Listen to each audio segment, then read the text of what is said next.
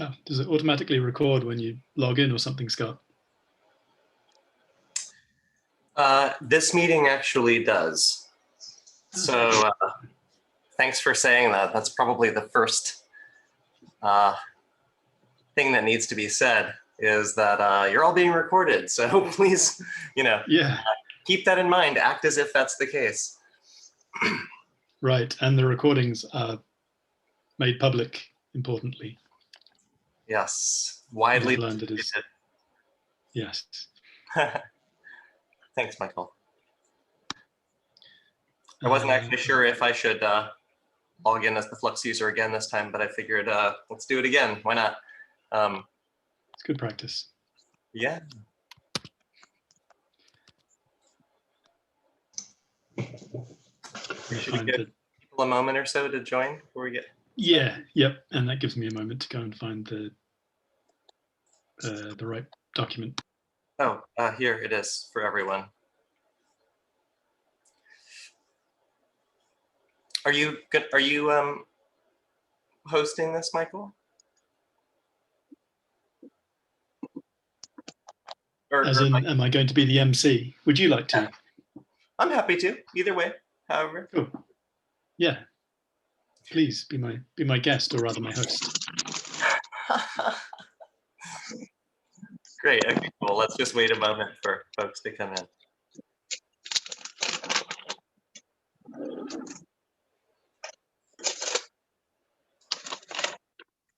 So, I can actually probably start, since we're just talking about housekeeping stuff. I was going to suggest, how do you all feel about this meeting notes? How do you feel about this meeting notes template? I think there's kind of a loud scraping going on. Maybe. David, I think, yeah. Oh, there we go. Okay. How do y'all feel about this meeting notes? I'm going to point to, even though this is not the GitOps working group meeting, I'm going to point to the GitOps working group meeting notes. How would you feel about this notes template, adopting this notes template for the Flux user meeting notes? It's really just the first page. There's a template there.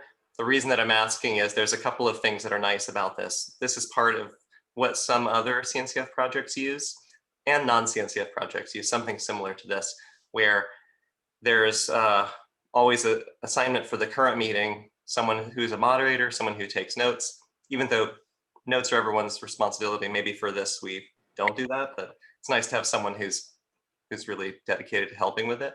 And then at the very end, there's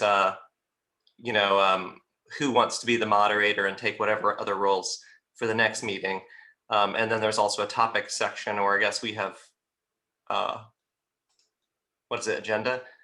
Either way, that just allows people in between meetings to, basically anyone to copy this if they need to, and people to add topics in between meetings. Does anyone have an objection to that or feelings about that?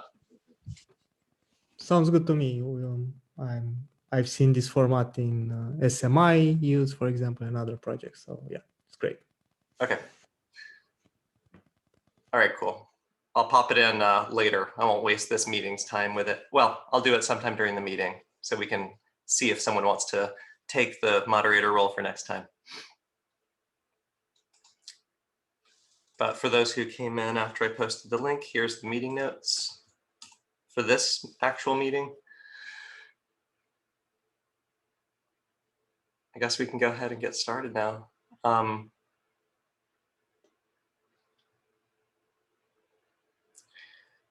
We wanted introductions. I'll go ahead and start just because I was already speaking. I'm Scott Rigby. I'm on the Weaveworks team with Michael, Stefan, Hida, Bianca, and others. Sorry, and Kingdon and others. I'm on the DX team, so nice to meet you if I haven't before. Feel free to jump right in, whoever wants to. I'll go next I can since jump. I'm pretty new here. Go ahead. I'm Kingdon, joining Weaveworks and a new open source support engineer. So I'll be spending lots of time on Flux. Cool. I'll go next. I'm Bianca. I'm also on the Weaveworks team, and I'm a designer. I'm Michael. I work for Guess Who Weaveworks. I can't remember my job title. Engineer.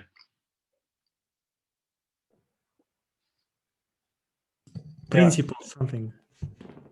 Principled engineer. Little do they know. My name is Philip. I work for a company called Summit in Sweden, and I'm also one of the maintainers for Flux. I mostly work with Terraform provider and stuff like that.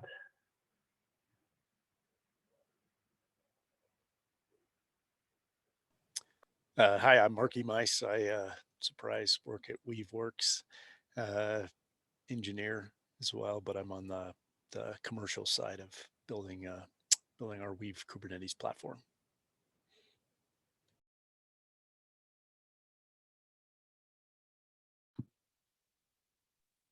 Yeah, I'm David Tessar. I am a software development engineering manager at Microsoft in the commercial software engineering department focused on GitOps. My name is Jonathan Innes, and I'm an engineer also at Microsoft supporting GitOps on AKS and also Arc.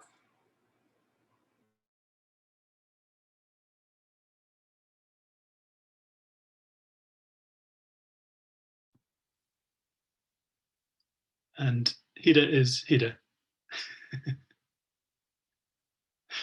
He's also principled, I think. I'm Hida. I'm a software engineer at Weaveworks, and I work on the Flux projects. There we go. So David and Jonathan, you both work at Microsoft, but not in the same group. Is that correct? Have I got that right? Yeah, that's correct. Yeah, we know each other and we are working together, but we are totally separate departments. Got it. Cool. Well, welcome.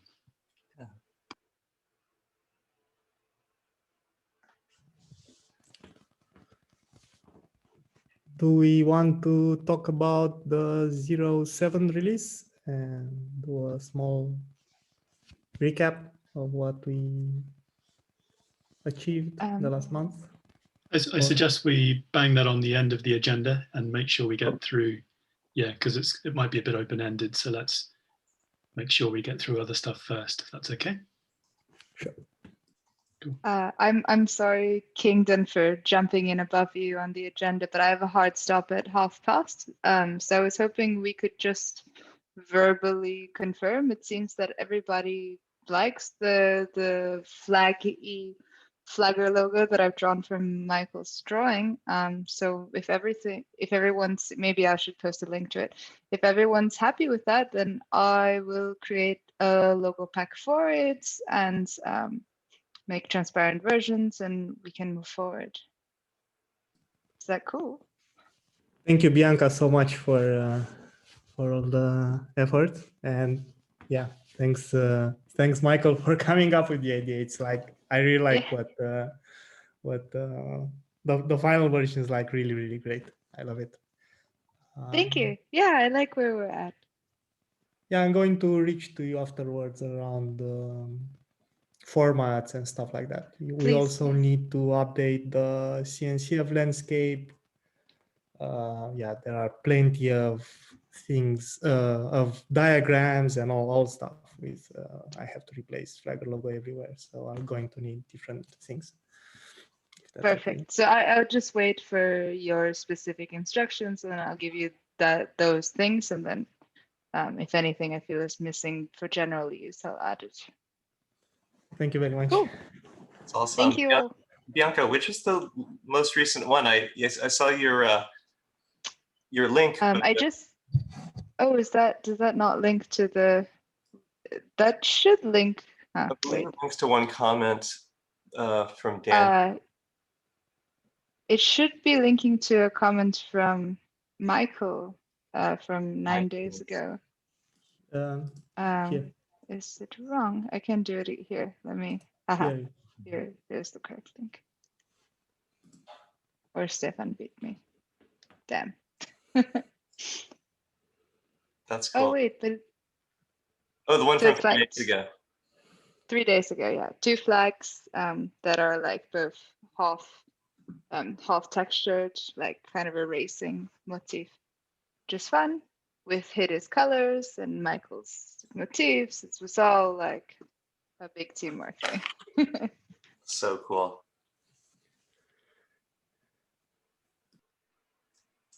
So cool. I pasted the link in the chat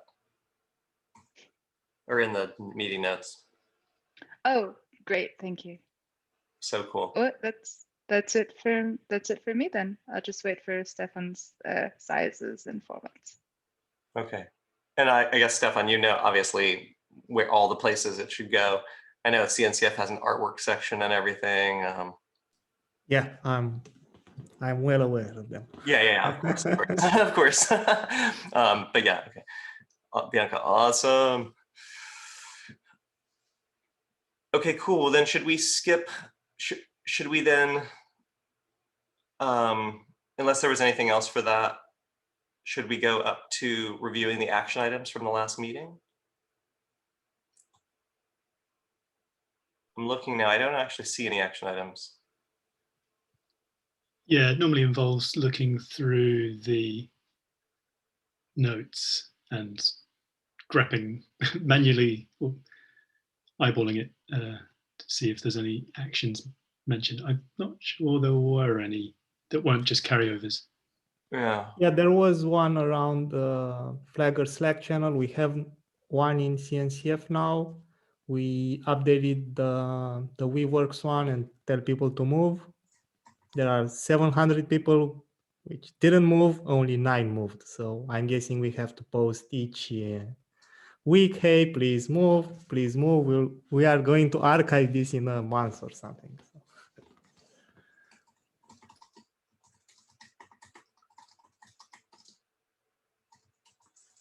Cool. Slack needs forwarding pointers, doesn't it? It's like if you move a channel, then you leave a forwarding pointer, and so anyone that goes to it just gets bounced to the correct place. Yeah. Definitely. Maybe there's a bot that does that or something, but yeah.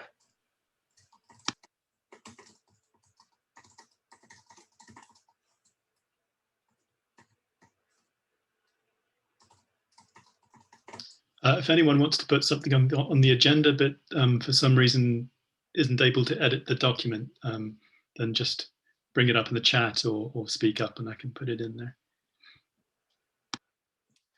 Okay, great. Well, then the next one on the list was, I had noted it before, but I'll just mention it again briefly because a few other people joined afterwards.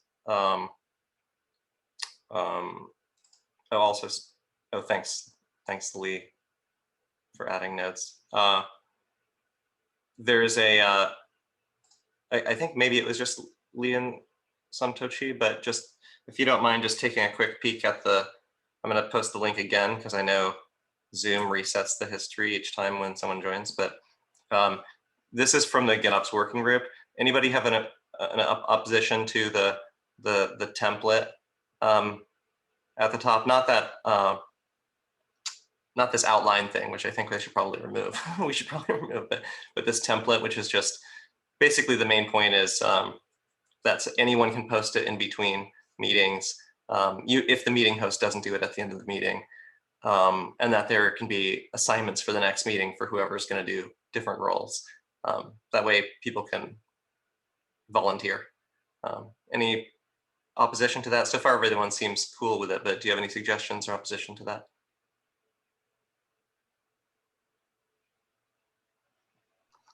That seems reasonable. Yeah, no oppositions.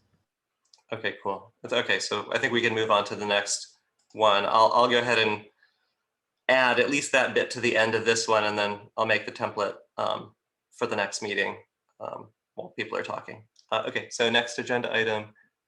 Do you want to move on to Kingdoms? Sure. As part of my role, I've been tasked with helping to support the transition from Flux v1 to Flux v2, and that includes closing out pull requests from Flux v1. So I've done a comprehensive review of all of the open pull requests, and I had hoped to have some statistics to share, but at this point, I have not figured out how to manipulate the pivot table correctly. I can tell everyone that the top contributor is SquareMo. Thank you, Michael, for being such a top contributor. From my assessment, there are not any high priority pull requests to merge, but there are several non-breaking changes that I've been working with the maintainers to understand the disposition around merging changes and whether it would be okay to merge some things that add accessibility to feature flags that already exist or adding new feature flags. And I think I have a fair understanding of what will merge and won't merge at this point. So in the interest of keeping the number of releases low, so that there is not a misconception that development will continue on Flux v1, at this point, I'm thinking one more chart release would be a good idea if we want to include some of the new chart flags. The reviews are not complete, or I haven't fully communicated with everyone to see who really wants their change to still merge. But I've started those communications, and if you have a pull request that's open, please chat with me, and we'll figure out whether your needs are met well by Flux v2 or whether there is something that we could still merge to make your life easier in the meantime while you're on Flux v1. And that's really everything for me. If anyone has questions, I'm open to answer questions or talk after the meeting on Slack or otherwise. Kingdom, do you feel you've got enough sort of help getting the message out about how Flux v1 is going to be run for the next while? Do we need to kind of make any official posts or something? I think that people have largely gotten the message that maintenance in Flux v1 is minimal and the focus is on development of Flux v2. I've seen a lot of people saying that they've been able to move to Flux v2 or they do plan to move to Flux v2. And I have been making an effort to make sure and ask if there's a need for something that Flux v2 is not addressing. I think so far the biggest one I've seen is that post-processing in flux.yaml. And I think that we have some plans that we can discuss further, maybe at the next meeting or before then. I spoke with Stefan yesterday, and he said, you guys have some plans for me. So.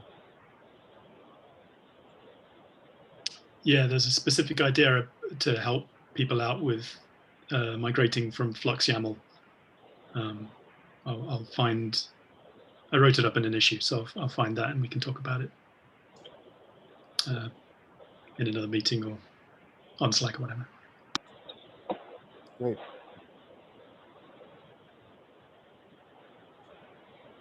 That's it for me. Should we move on to the next topic? Thanks, Kendon. Great. I think it's, I'm not sure who added it, but it's, it looks like it's be an announcement, or was this from you, Lee? The sneak peek link? Oh, yeah, I didn't add it, but that is coming up. Yeah, maybe Daniel threw that in there or something. Yeah, on the 8th, we're going to be doing community call. It's the more intermediate level of content, and we're going to be covering the image update features with some demos. So primarily based off of the guide that we have existing, but maybe with a little bit of ad-libbing and speculation on how to use it with generated manifests and things like that. So yeah, tell your friends, share it. And just a heads up that hopefully we'll get some users so that we get more issues. Yes, very welcome.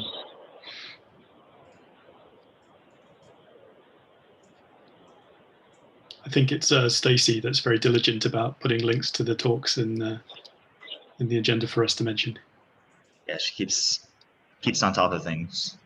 You know? Yeah. Stefan, I think you have the next point about just discussing the 07 release.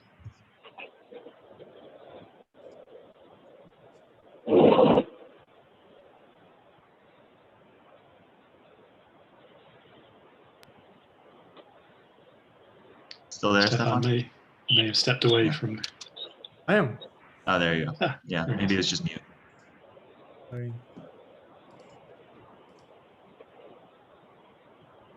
So what do you want to talk about? Changes in 07 or Flux V1 deprecation? Let's talk about 07 first. Okay, so it took a while to get from 06 to 07. We bundle a bunch of API changes and some breaking changes, and testing all of that took a long time. The single breaking change that we currently have in Flux Bootstrap is the fact that we've switched from using a single service account and a single cluster role binding for the whole for all the controllers to dedicated service accounts. And this has a direct impact if you have, for example, used something like SOAPs with AWS KMS or with GCP KMS, or if you did any kind of role binding for a controller and you had to do that role binding on a default service account in the Flux system namespace, after you upgrade, you'll see that the binding will not work. Not that we removed it, but because the controllers are no longer running under the default service account, that binding will no longer apply to them. So for those that are using SOAPs, they need to change the binding to the customized controller service account. Those that have bindings for, let's say, source controller notification or other things. Each controller has a service account with that exact name. So if it's source controller, there's a source controller service account in the Flux system namespace. Another change is the fact that only the controllers that are doing cluster reconciliation, like customized controller and hand controller, only those have a full access to your cluster resources. All the others have only access to their API, to their custom resource, and that's it. So source controller cannot create deployments or delete deployments or nothing like that. It can only act on Git repositories, Helm repositories, and so on. That's for the Bootstrap thing. We also shipped many improvements to the image automation feature. We now support non-semver tags. For example, you could use tags with build IDs, with timestamps, and you can also filter tags using regex expressions. And that brings us very close to Flux V1 future parity in terms of image updates. We are now at the point of writing a migration documentation from how you use Flux 1 to patch the image tags to how you can do it. You can do the same things with Flux 2. We'll you'll not only have to change how you orchestrate things. So now you'll have to define an image policy, an image repository, and so on. But you also have to change your tag formats. If you used branch minus SHA, now you have to use branch minus SHA minus build ID or minus timestamp. So we can detect the latest push based on the timestamp inside the tag. We no longer look inside the image. What that means, we no longer download image layers, so you'll not be rate limited by Docker Hub or any other container registry that you may use. Those are the big changes. We'll have a blog post coming next with details for the whole change log. So that's it for the release.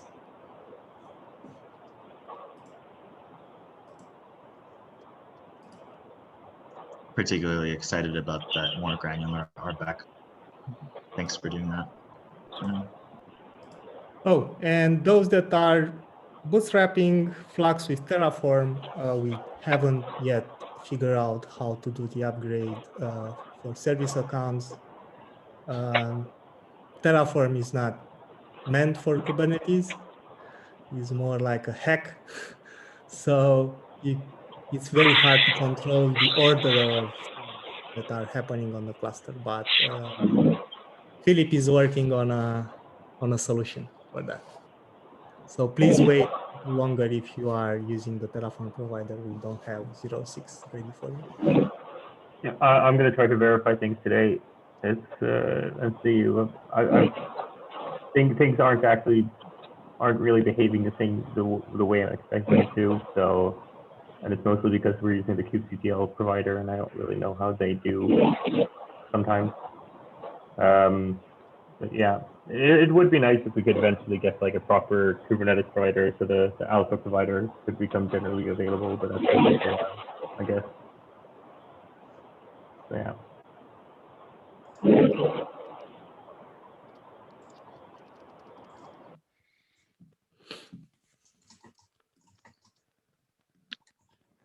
That actually, mm-hmm. Sorry, go ahead.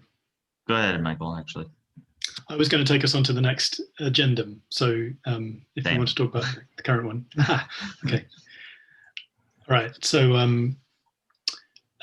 sort of brings us something Stefan mentioned just now about the roadmap, or that referred to the roadmap, brings us to talking about the timetable for deprecating Flux v1, since we're pretty close to reaching parity. So if I remember correctly, there's basically two things left on the roadmap that are holding us back.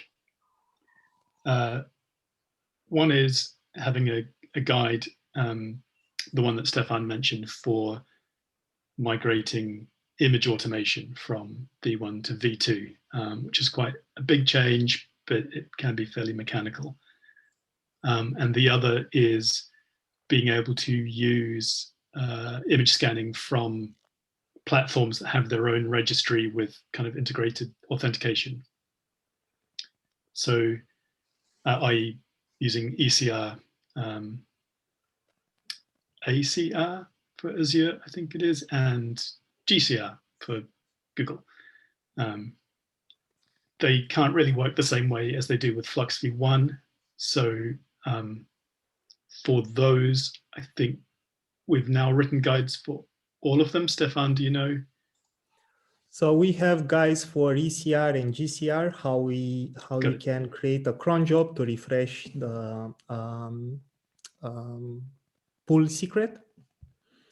And yeah, we don't have Azure accounts. So yeah, we are trying to find someone to write the Azure guide. I'm currently working on the Azure solution for that in particular. Cool.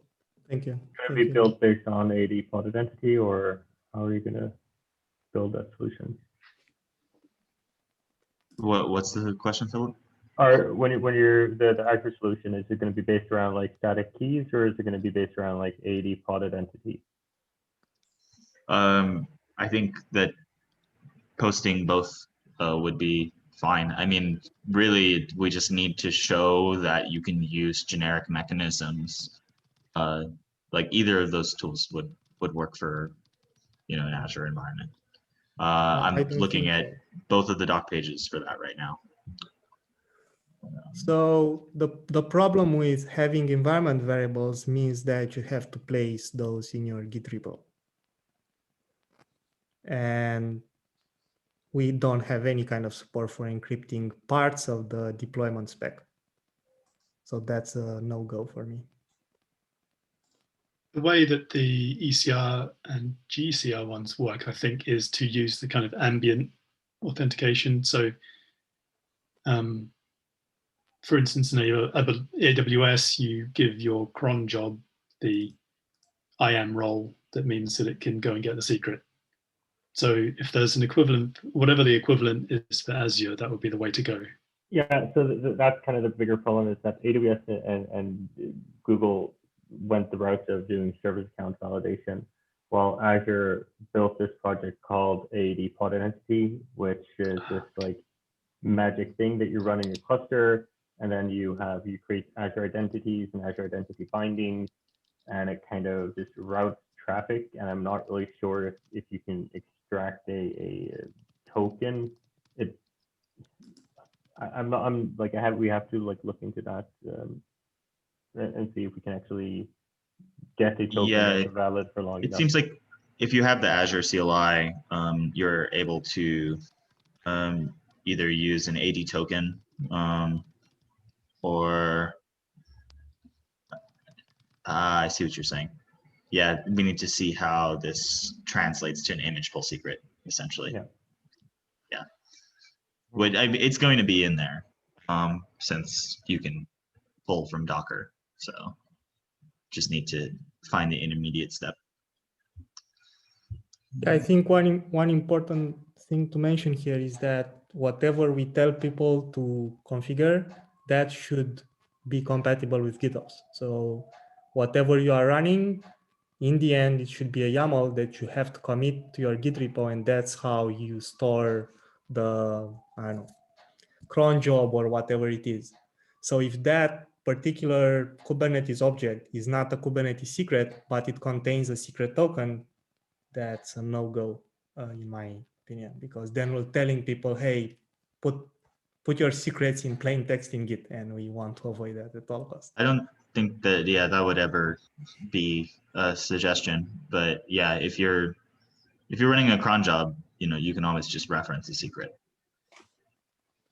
Yeah. So if you need a service account JSON or some special token, say, hey, manage your secret, ideally in a GitOps friendly way. We can link to a doc for that, and then just say, put this cron job into your repo, and hydrate your image pull secret every 2 hours. So, cool, great.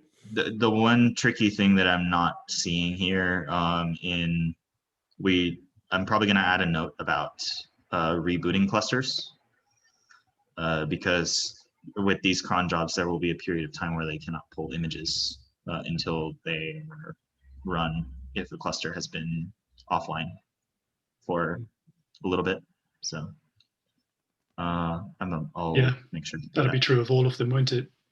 Yeah, because Kubernetes doesn't have an init system where it's like, okay, the cluster just started up. Let's make sure we run all the jobs. So yeah. Right.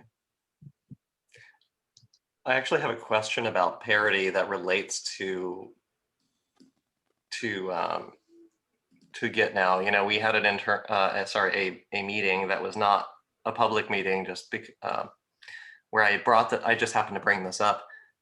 But now I'm thinking, I wonder if this means that we don't have parity with V1 in this way.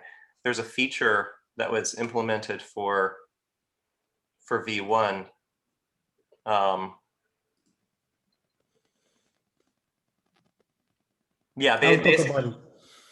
Basically it's the just the ability for anyone to use GitHub with either personal access token or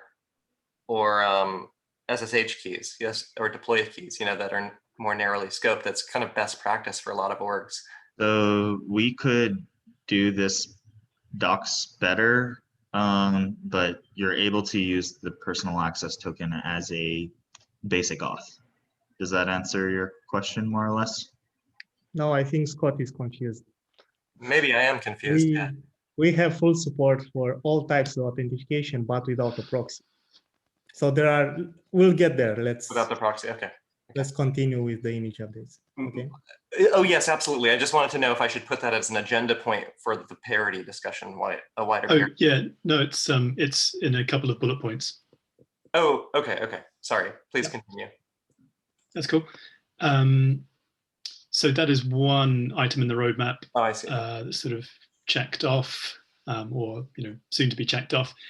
Another, actually, those were the two. So that was how to use image pool secrets from where the authentications from the platform, and the other one was the migration guide, which is being written. Other stuff that has come up that it hasn't, it's sort of maybe not big enough to be on the roadmap, but still ought to be done, or at least talked about, I've put in as bullet points. So one is that one thing you can do with Flux V1 automation is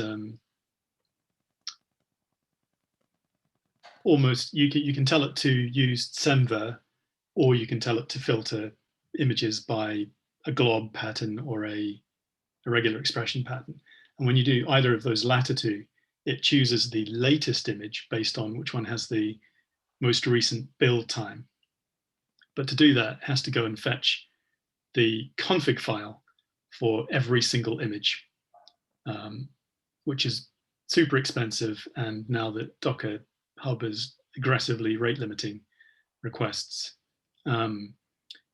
probably prohibitively expensive. So we've sort of got a provisional decision I've put in a discussion for dropping that in favor of only ever using the tags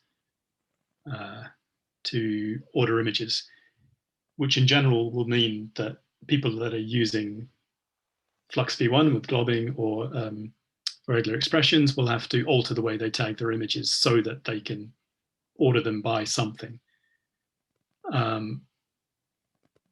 which is definitely a change.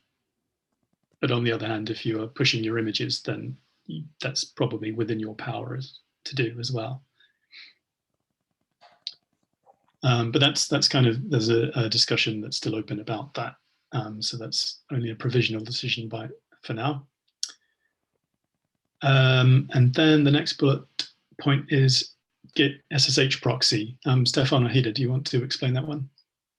Yeah, so there are, first, let's talk about custom MTLS. So self-signed certificates. We have implemented self-signed certificates right now for the image reflector controller, the one that goes to your registry and scans for tags. In the next release of this, so it's already merged. In the next release, you'll be able to create a secret with your self-signed cert, with your CA and everything else. And you can use self-hosted image registries with self-signed certificates. But that's not the case for Git.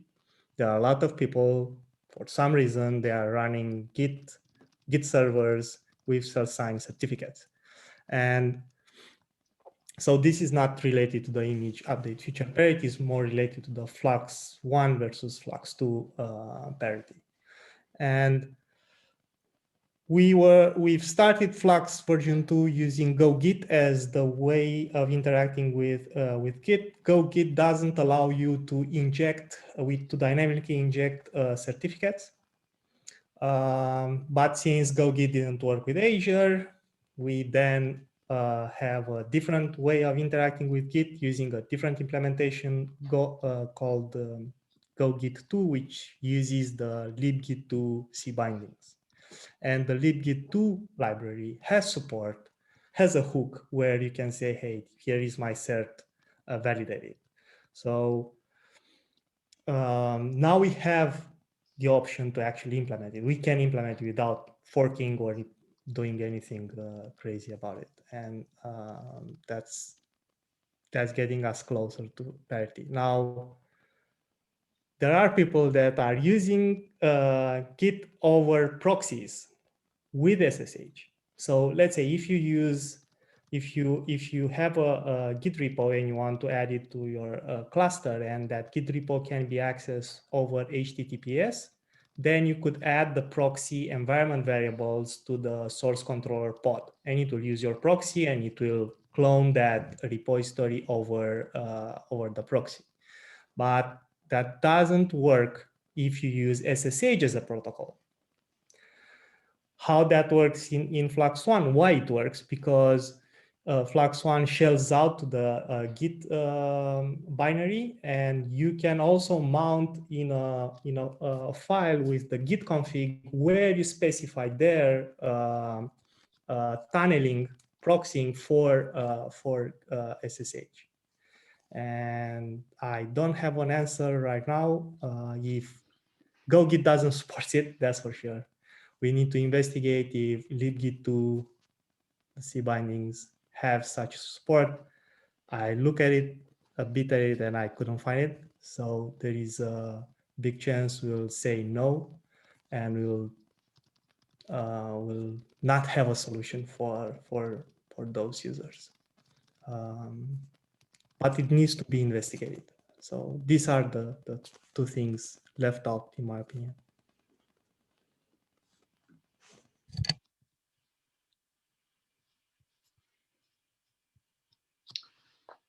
Yeah, so the Git related ones are sort of arguably holding back a v1 parity. Could we just use like a SOCAT sidecar?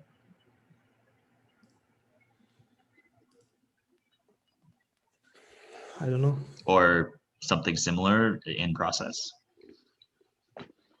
There's certainly an infrastructure solution to this that doesn't involve changing libraries. Yeah, if you can figure out a workaround, that would be great. In the sense that all the Git binary is doing is executing an SSH process to tunnel, right? And then you still have the limitation that you're applying that to all requests. So there's no possibility of saying proxy this Git repository without this. Yeah, that's the problem, because in a Git configuration file you can configure an exec method per host. So in our design, that would basically mean that you would be able to say that SOCAT should be executed for Git host A, but not for Git host B, which is not possible at the moment. I'm looking into the libgit issues, and there are no custom callbacks for proxy commands or SSH configurations based on an issue that has been open since 2018. Yeah, maybe we could do like a Etsy host to like a socket activated thing inside the source controller container, and then people can configure that. I think we need someone desperate enough to look for a solution outside the box to trick the connection into using a proxy, using a sidecar or whatever. Yeah, that would probably be a workable solution for folks, and could definitely.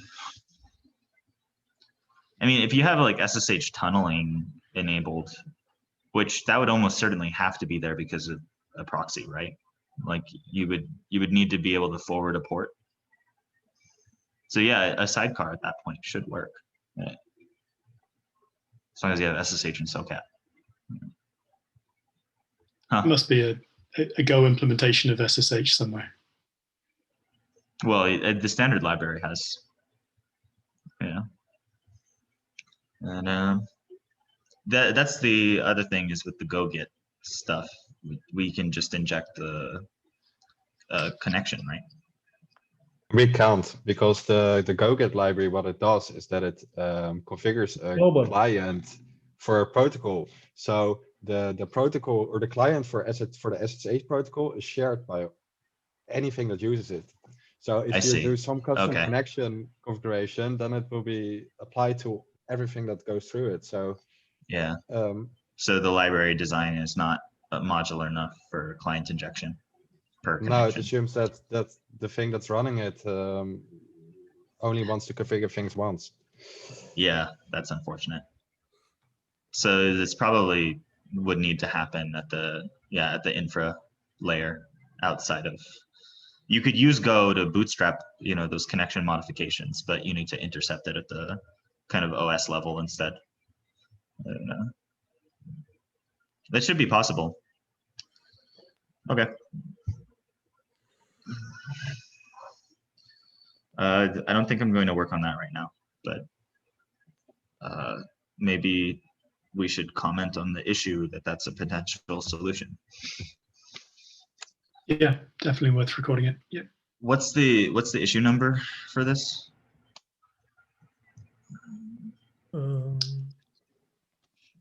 I'll find It's it. issue number 131 in the source controller repository. And I 131 linked there to source. another issue that's related, 93, I think. Okay, I'll leave some comments about potentially solving this at the OS level. There was another question. I think I commented there also in the whole verifying self-signed search, which was support for mutual TLS, which I don't really understand why people are doing this, but I guess added security. I haven't really looked into if we can. That's issue 93. Yeah, I mean, I can certainly see another party kind of enforcing MTLS access to their Git repo because they have strong opinions, and then some other party running in a Kubernetes cluster dealing with that misery. So yeah, I started looking into it, but then I ended up with the whole KC testing stuff, and that took way more time than I wanted it to. Yeah, that's going to run into the same exact issues with the GoGet clients, global client, because if you only want to do it for one host, then it's going to be, okay, I'll keep that in mind. Yeah, but we would basically end up having to implement this in libgit 2 initially if you want to implement it, and then you have to deal with the limitations of libgit 2, because libgit 2 is already implemented as a optional Git client and source controller. That's true that we could just ask people to use libgit and not worry about solving it in GoGet at all. Yeah, that's as kind long of as it was supported.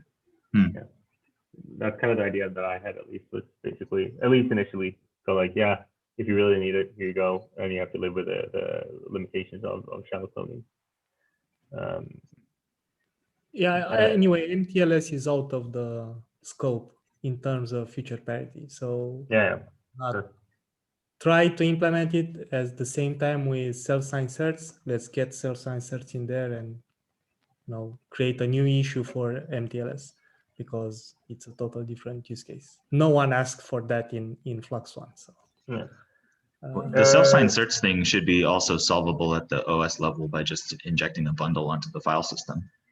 Yeah, but we want to use libgit 2 and do it through a Kubernetes secret. That's possible. So if someone, I can do this if I find the time, but if someone actually gets to it before me, just comment in the issue so that we're not looking at this at the same time and just go yeah, I'll take it. I'll do the same at the case. So for HTTPS access, we have the code that Michael wrote in the image reflector controller. I think that could be moved to source controller when it talks over HTTPS with Git repositories.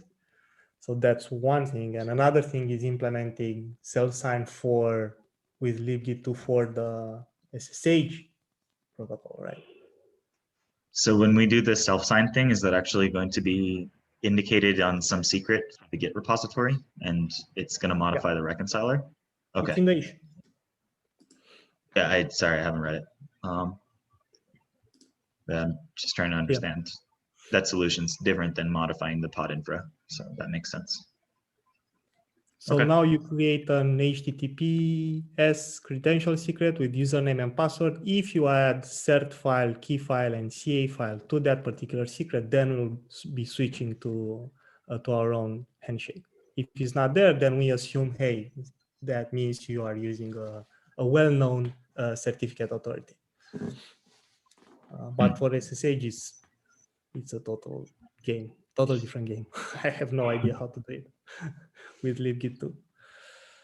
For the SSH proxy thing, we could NPLS. add a handler to the reconciler that looks for SSH keys as a connection secret and then sets up a tunnel, you know, temporarily for the reconcile. That's possible.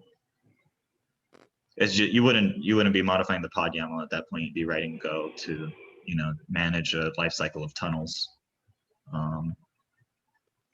That's interesting. Yeah, okay, Could solve it the same way. Okay. Let's stop with this discussion because, yeah, it's definitely something that we need to investigate. What we can do right now is implementing sets for HTTPS and help move those people that are blocked in V1.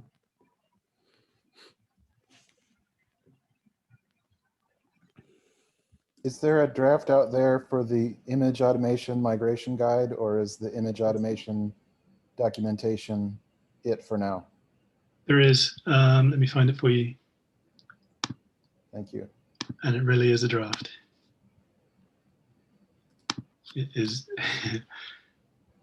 well signposted as a draft. From the build numbers discussion, I have some ideas about some things we can add in there to make sure.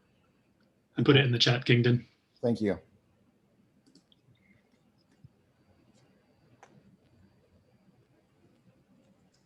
Are there any other discussion items or topics? I think the big question is when we start the timer.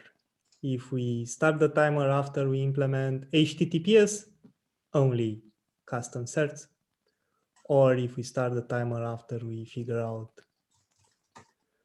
SSH tunneling. I'm for starting the timer after we implement HTTPS certs because tunneling feels like a thing that's not easily achievable in a month or two. I think I agree. I don't think most people are using tunneling anyway.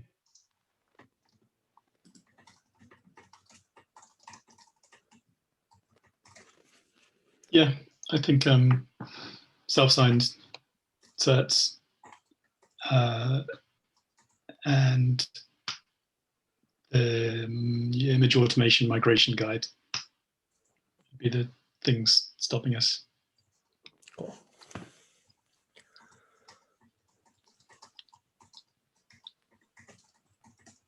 After all, it is like quite a soft timer in the sense that it is the timer for 6 months, something happening in 6 months' time. So it's not like any kind of hard change, really.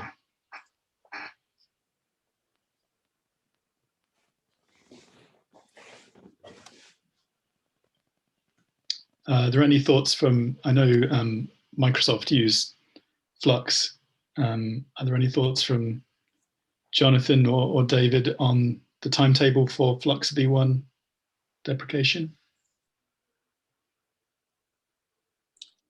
No, I think makes sense and sounds good. I know I'm going to sound like a broken record. I keep bringing up the multi-tenancy proposal. I know you all have a current method of running it, but I think if it's, from our perspective, if it's going to change, it's kind of like, or not change, but if it's going to, you know, kind of alter to where we're switching to the user group model, I think one thing that we want is like have that be switched over by the time that we start implementing things.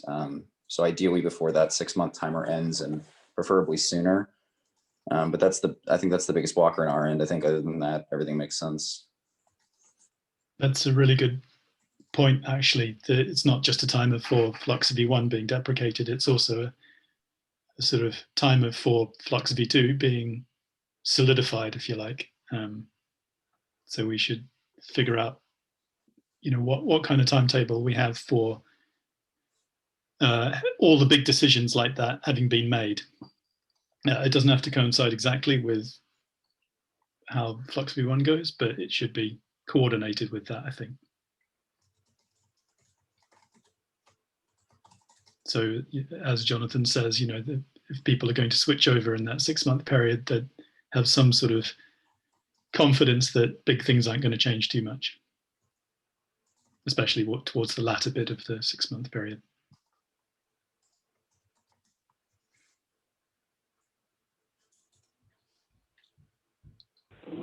Are there any other big things that you know of? And if so, are they on any kind of list in terms of decisions? Good question. I don't know of any, apart from the multi-tenant thing. And sort of some things around that, like, how does that apply to image automation? But Stefan. Yeah, in my mind is the fact that we are still with the image automation in the alpha stage of its API. So after we make a release with the custom TLS, I think we should focus on getting all the image updates APIs into beta and have a stable release like Helm releases and everything else we have in the API. So to signal people and move the controllers from the extra components to components, and so that Flux install and Flux Bootstrap, if you don't pick and choose anything, you just install it, gives you the same thing that Flux v1 install gives you today. So in a way, stabilizing the API. That means after we move to v1 beta 1, we have any kind of change has to go through a webhook, and we have to ensure that any change is backwards compatible. We no longer delete fields. We deprecate them and we remove them in v1 beta 2 and so on. So you have to be more rigorous when it comes to API changes in the image automation. So we have, like, let's say, a couple of weeks to decide what other things are necessary in there as required fields, because optional fields, we can always add them. It's not a breaking change. Mm-hmm. Sure. Yeah. Yeah. Not just on the road for feature parity as well, since we've deprecated the manifest generation thing, having good community solutions and suggestions for how to support those use cases properly is coming. No structural changes to Flux, Flux 2 as it stands to support those things. Yeah. Sorry, which things, Lee, were you talking about? Which just support it, just helping people understand how to do manifest generation in CI instead of expecting that to happen at runtime as a result of the controllers. So. Yeah, for example, how do you compile JSON into YAML before it reaches the cluster? Or if it reaches the cluster, you can use something like Tecton or any other task-based system in Kubernetes to get those YAMLs out, and then Flux will reconcile them. So it's more about a docs task, but it's a huge one because we definitely need to write down at least 2 examples, one with a SaaS CI, let's say GitHub Actions, because it's so popular, and another one with only Kubernetes, something like Tecton and Minio for the final storage. I think lots of us are going to have to jump to CNCF meeting, so I think we better wind it up. Yeah. Thanks, Michael. Should I add that to the action items list? Yeah, we have to create 2 discussions, one for GitHub Actions and one for Tecton. I will do that next week after I talk more with Kingdon if he wants to take them on. Yeah. Okay, thanks. All right, well, Thanks, folks. yeah, thanks everyone. And if we miss any action items, please just update the list. And if anyone wants to sign up for assignments for next week, just put your name on there and have fun. See you next time. Bye. Bye. Bye. Bye. Cheers, everyone.